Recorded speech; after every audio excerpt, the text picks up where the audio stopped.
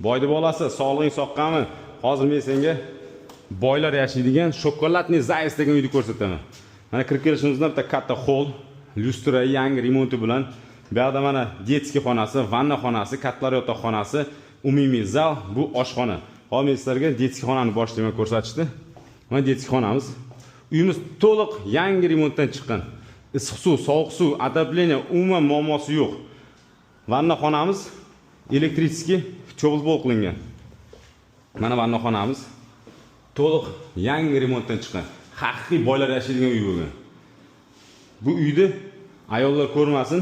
Ayollar ko'rsa sirazi hozir pochchamizga telefon qiladi-da.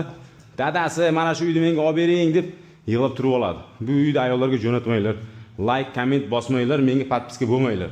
Mana bu katta yotoqxonasi.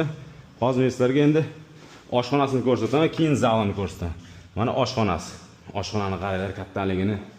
Mощныйmi, сочныйmi. Mana duh kontr kotyoli, отопленияsi, jaluzi. Mana bu tomonda oyna plastik qilingan. Uyimizda adresga keladigan bo'lsak, 1-mikrorayon, mo'ljal mirmetalli domlari. Mana bu zal. Zalimizning uzunligi 770 metr, eniga 3,5 metr. Bunaqa zal hali birorta domda yo'q. 770 metrlik zal umuman birorta uyda yo'q. Men sizlarga javob aytayapman bu gapni. Qanday? Shokoladniy zaysmi? Voy aka, endi siz uyni narxini eshiting. 49 ming dollar so'ralyapti. Albatta sunnatiga ozgina o'tib beriladi. Pastda o'zim raqamni qoldiraman. Voy aka, menga telefon qilsangiz, men egasini ko'rsatib qo'yaman. Men sizga shu uyni topib berganim uchun men sizdan pul olmayman. Bemalol menga olib chiqishingiz mumkin. Savdosi halol bo'ladi. Ko'rishguncha.